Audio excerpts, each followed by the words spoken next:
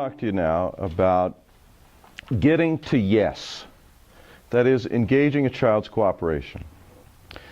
We all want our children to cooperate with us, and we hope that they'll do what we ask willingly, even lovingly. And it's frustrating for us as parents when what we get instead is refusal or resistance instead of a cooperative response. And we are apt to turn to nagging and complaining instead after this happens often enough. So, how do we get to yes? First, realize that cooperation is a two-way street. That is, when the child comes to you with a request, a problem, a concern, or a need, are you willing to seek diligently for a way to help the child get his or her needs met? Some parents respond reflexively with no, as though to say yes were some kind of loss of power and authority. Instead, work with the child to find an answer that both you and the child can be happy with. It often takes time and patience to work through at the child's level to explore options that might be available until a solution is found to the child's concern. Then in turn, when you want cooperation, when you have a request or a problem or a need, consider the child's situation as well and work with the child to overcome resistance by looking at possible alternatives. Melissa, please set the table for dinner. Oh, Mom, can't Brady do it? I have to call Candace. Well, if you set the table right away, there will be some time afterward to call Candace while I finish preparing dinner. But Brady never has to do anything.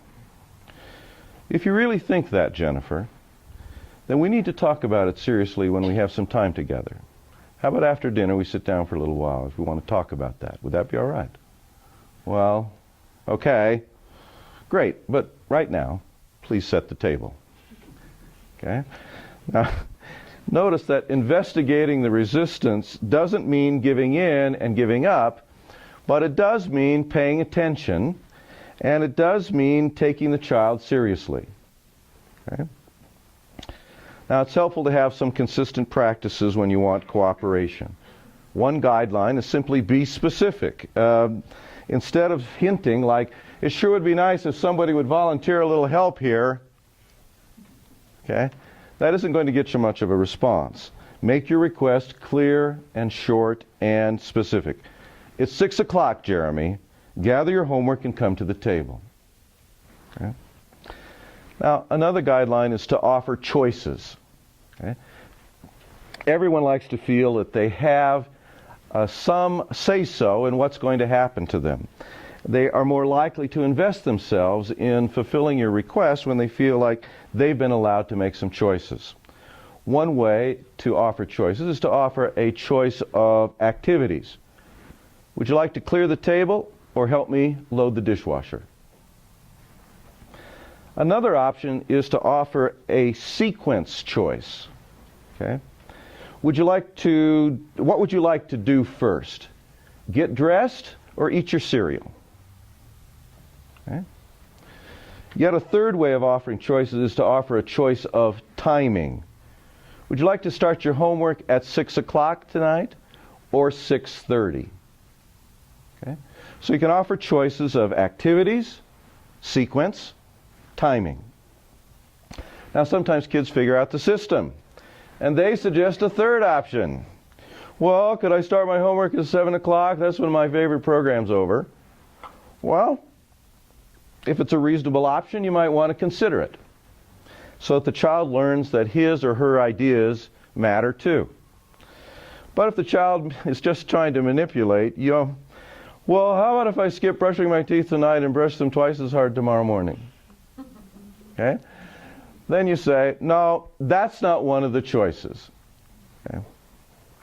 Now remember that attitude is crucial. Stay calm, avoid yelling or threatening or criticizing, and lighten up. Don't be afraid to engage in a little silliness with your child.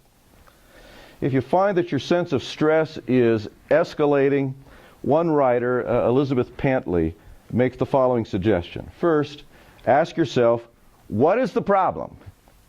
Secondly, express the problem as a statement of fact without attacking anyone. So you say to your children, there are dirty dishes and snack wrappers in the TV room. Now the third step is crucial. Pause, be silent, and stare at your children. Okay? They know what you're thinking, and often they'll do something about it. Okay? If not, then you revert back to some of the other strategies we've talked about engaging cooperation. So, getting to yes takes time and persistence. It requires some consistent effort to establish and maintain a relationship, and it works best when you've learned to effectively give acceptance and approval. Thank you.